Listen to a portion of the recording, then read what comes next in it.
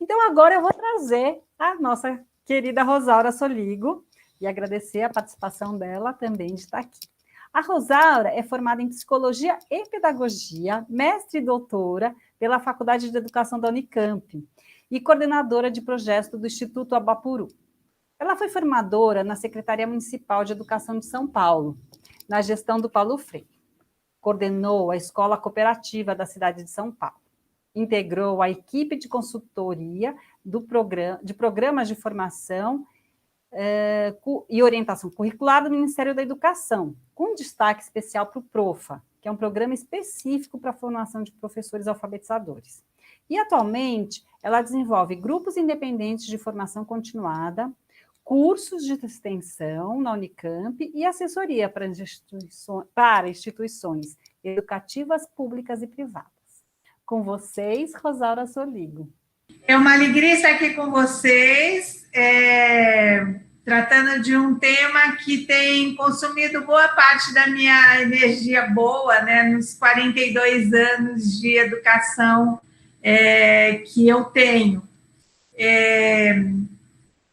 Muito do que eu fiz na minha vida profissional teve a ver com alfabetização, seja como professora, como formadora de professores alfabetizadores ou coordenadora pedagógica deste ciclo de alfabetização,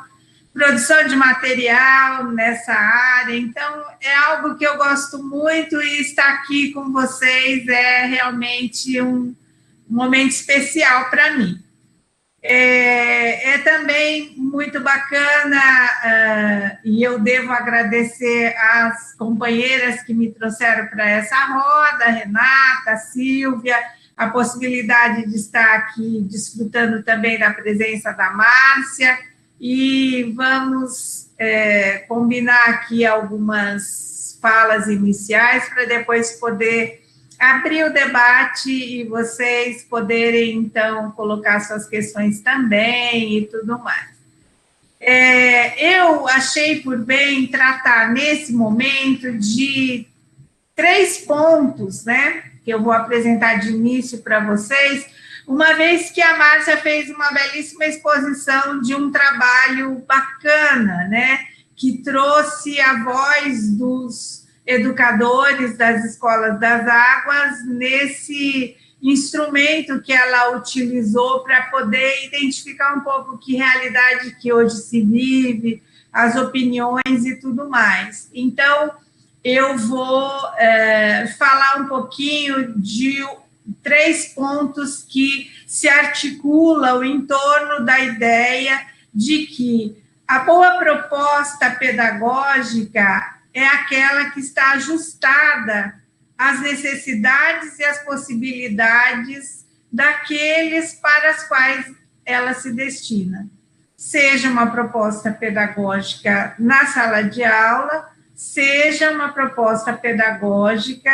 de formação de educadores que vão, por sua vez, trabalhar com os seus meninos e meninas na sala de aula, né? Então, durante todo o tempo que eu tenho me dedicado à formação de professores, e antes também, quando eu trabalhava com crianças, a minha grande questão sempre foi como fazer o trabalho acontecer de uma maneira que possa potencializar a aprendizagem o mais possível. Essa sempre foi minha questão, então, é uma abordagem, digamos, metodológica, né? O jeito de fazer é o que tem me feito refletir sobre as formas de contribuição que são possíveis, tanto na sala de aula para as crianças, quanto nos grupos de formação para os professores. Então, um dos aspectos é esse, que qualquer proposta só terá qualidade se tiver ajustada àqueles para os quais se destina, né? Um outro aspecto que eu quero destacar também para vocês é que, a despeito do que muitos pensam, dizem e fazem, né, ensinar a ler e escrever não é fácil. É uma das tarefas mais difíceis que existem, isso de trazer para o mundo da escrita aqueles que ainda não conseguem desfrutar da possibilidade de transitar nesse mundo de maneira autônoma, independente, né? Então, isso não é algo fácil. E um outro aspecto, aí tem mais a ver com a especificidade das escolas das águas e das escolas do campo de um modo geral, que é o que fazer no retorno desse processo que a gente viveu de isolamento social, que nos pegou, como a gente diz, de calças curtas, né? E que fez com que a gente saísse produzindo aquilo que era possível nas condições que tínhamos e nem sempre ficamos satisfeitos com o resultado que obtivemos, mas, enfim, fizemos o nosso melhor. E aí estamos hoje ainda em pleno processo de isolamento e daqui a pouco, esperamos, voltaremos e o desafio é pensar como fazer, então, já que boa parte do tempo os meninos e meninas ficaram fora da escola, né? Tendo acesso, às vezes, mais, às vezes menos, aquilo que a escola fez chegar lá em suas casas, né? Então, assim, essa questão que a Márcia também falou, das especificidades, né, das escolas das águas, que tem também as especificidades que a gente pode verificar nas escolas do campo, nas escolas urbanas, tudo isso é da maior relevância a considerar. Porém, isso está na contramão da tradição que se tem na educação, lamentavelmente, né? Por quê? Porque a perspectiva que foi se construindo como predominante é a de que o foco precisa estar no que ensinar, quando, na verdade, se a gente tiver em perspectiva, considerar as especificidades, ajustar as propostas às necessidades e possibilidades de aprendizagem daqueles para os quais se destinam, o contrário, o foco não está no ensino, não está no que eu devo ensinar, mas está no que eu posso fazer para garantir que esses meninos e meninas aprendam mais e melhor por obra da minha ação pedagógica, né? Então, eu estou dizendo tudo isso porque, de fato, considerar os sujeitos da aprendizagem, que são as crianças, adolescentes e jovens que estão na escola, mais ou menos ir na contramão da tradição, porque a tradição é de que você tendo um bom método, você ensina bem a todos, de preferência no mesmo tempo,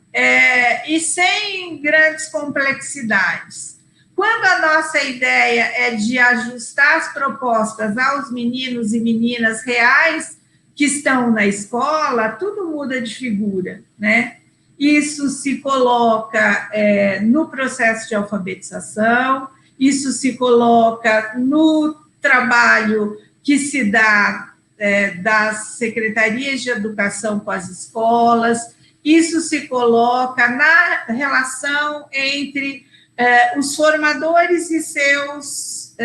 grupos de professores. Então, sempre a ideia é essa, né, de que temos lá um conjunto de questões que nos parecem relevantes de garantir, em qualquer que seja a circunstância, porém, tudo isso precisa ser ajustado àqueles sujeitos reais para os quais nossa prática se destina, né? Então, não é fácil ser professor, não é fácil ir na contramão de um modelo predominante, não é fácil viver a situação que a gente está vivendo agora, mas como eu também costumo dizer, a escolha pela educação não é para os fracos, né? Há um conjunto de vídeos que foram enviados por vários educadores, e a Márcia fez uma referência de passagem, e você vê a garra, o compromisso em fazer o melhor por esses meninos reais que estão lá nas escolas, né? Então, como o nosso assunto é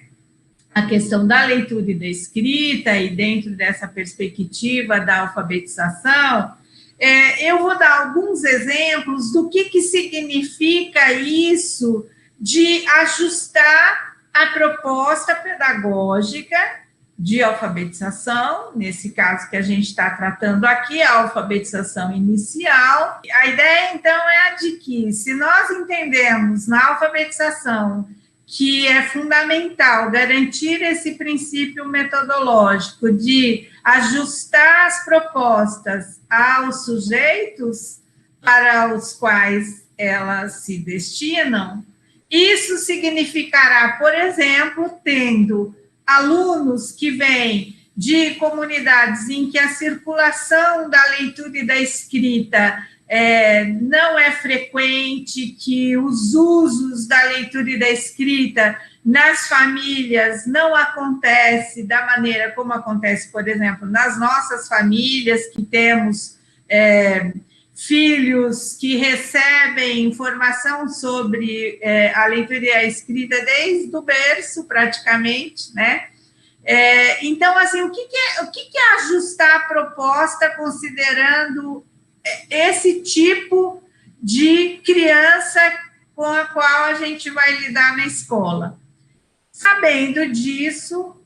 por exemplo, será preciso ler diariamente bons textos para essas crianças. Por quê? Porque se sabemos que em suas comunidades, em suas famílias, não há uma circulação de livros, de atos de leitura, de usos da escrita de uma maneira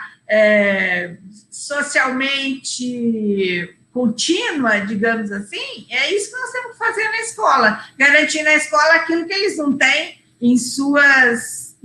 casas, né? Então, ler diariamente bons textos para as crianças é uma forma de ajustar a proposta àquilo que a gente sabe delas. Também para as outras crianças isso é importante. Todas as crianças merecem ter professores que leem diariamente bons textos de diferentes gêneros para elas, mas especialmente as crianças que não têm isso em casa precisam muito mais, né?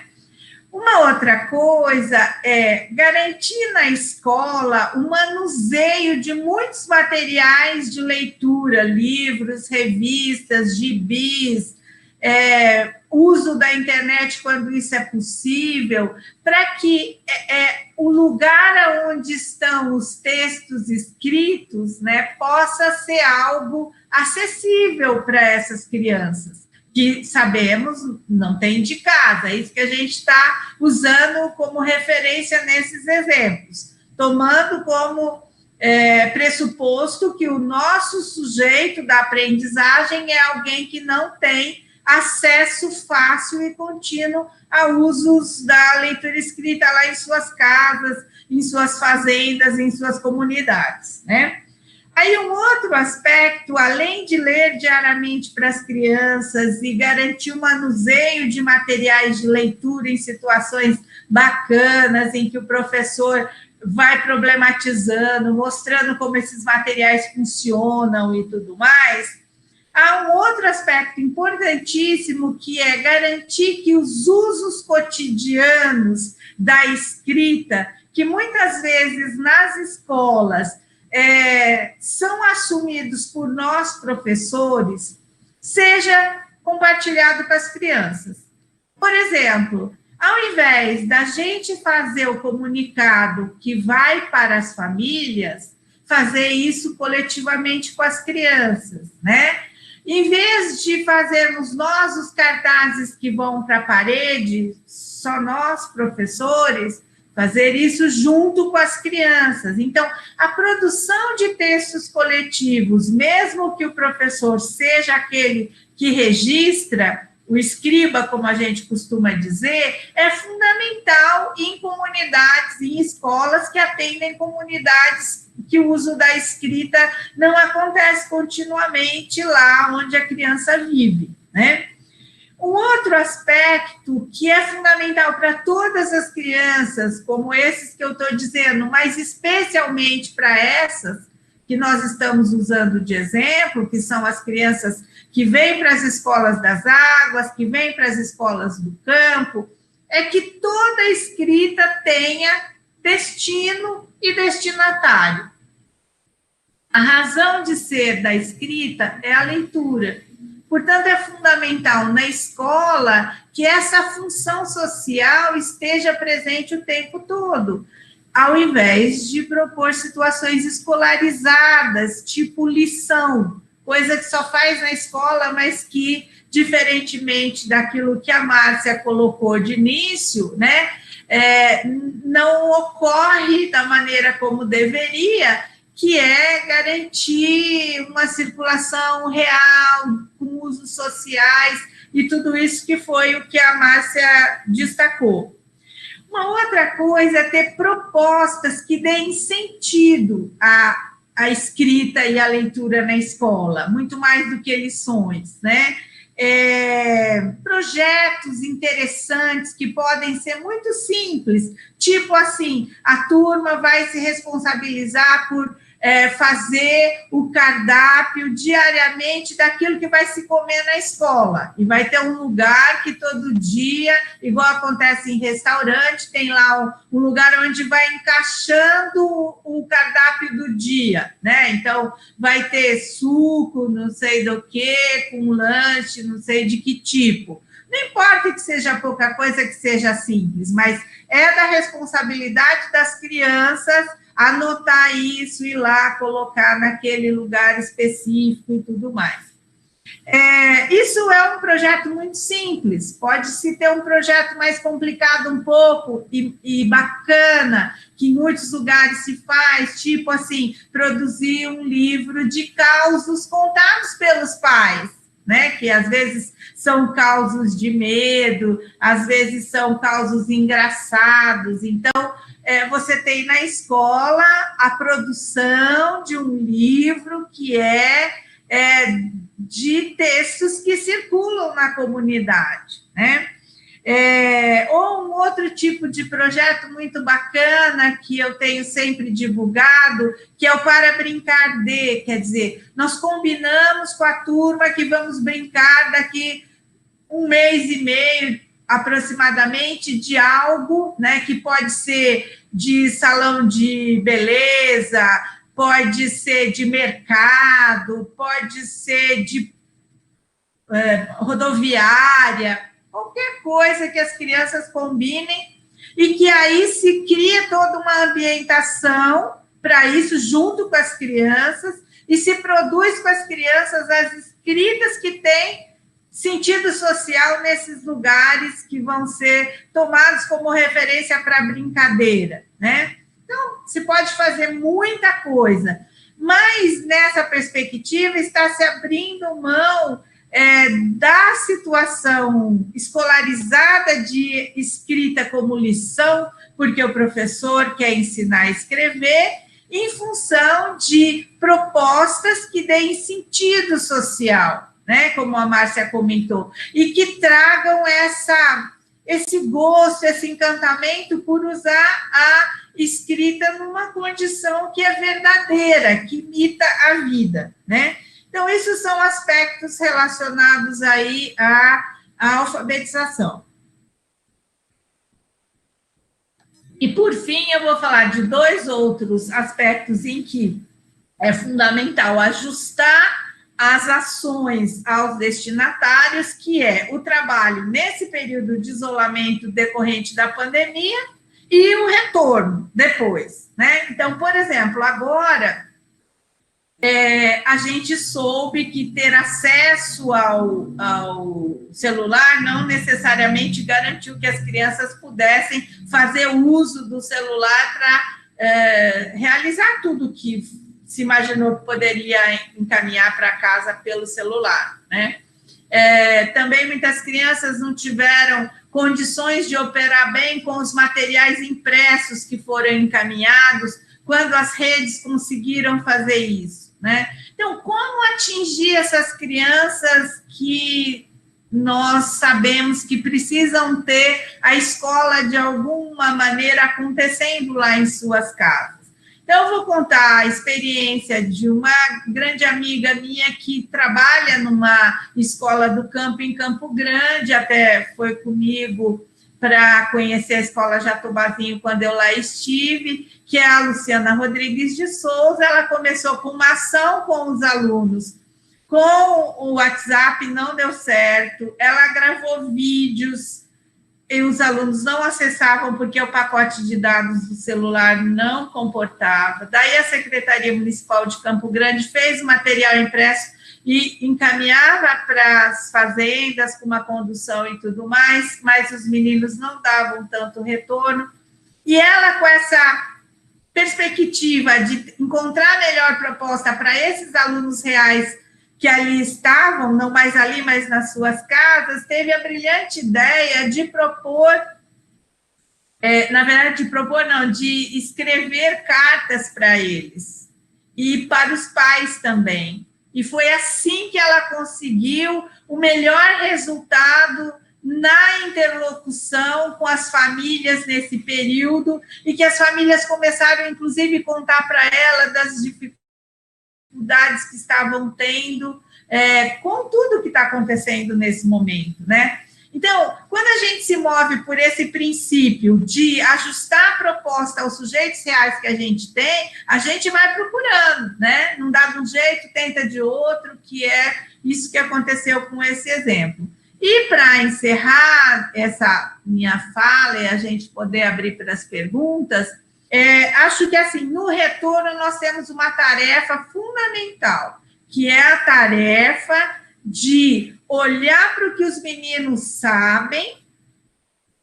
e pensar que ajustes são necessários nas propostas, no currículo, no uso do material, para que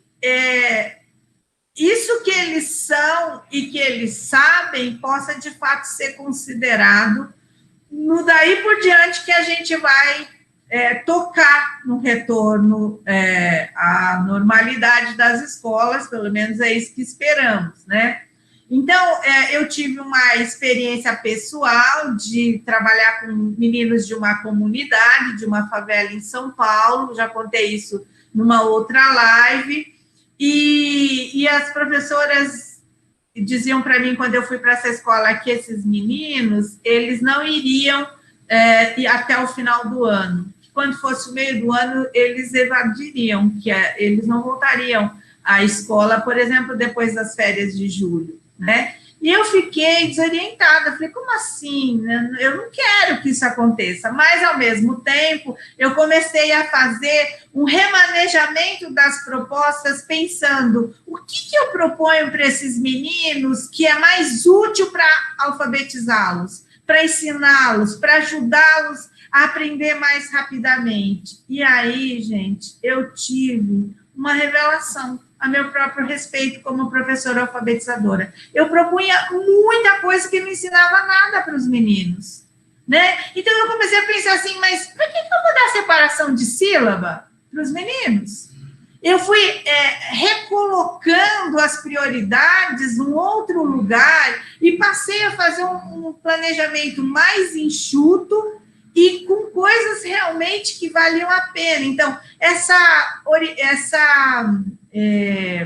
afirmação das minhas colegas de que os meninos da comunidade que eram atendidos na minha sala de aula não voltariam depois das férias, fez com que eu redimensionasse o planejamento e parasse, por exemplo, de fazer cabeçalho. Quanto tempo um aluno passa fazendo cabeçalho, copiando coisas da lousa que ele não está aprendendo o fundamental para se alfabetizar, né? Então, eu acho que se nós tivermos esse princípio de que a boa proposta é aquela ajustada àqueles meninos e meninas que nós atendemos em nossas escolas, em nossas salas de aula, a gente vai encontrando os caminhos, principalmente se tiver junto com outras pessoas, uns ajudando os outros, podendo tirar dúvidas uns dos outros. É o que eu pensei que pudesse falar nesse momento, né, para compartilhar com vocês aí um pouco das minhas